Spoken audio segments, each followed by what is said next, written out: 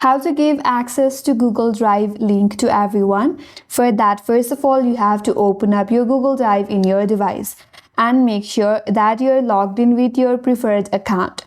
Now, in order to share the link to your Google Drive, first of all, you have to select the file or folder that you would like to share. For example, I have this folder right here.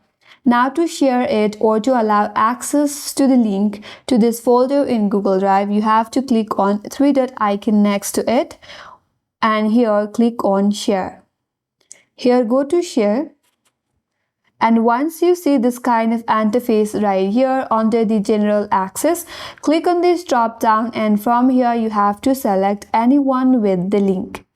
Now, anyone who ever have access to your link will be able to access this folder in your Google Drive.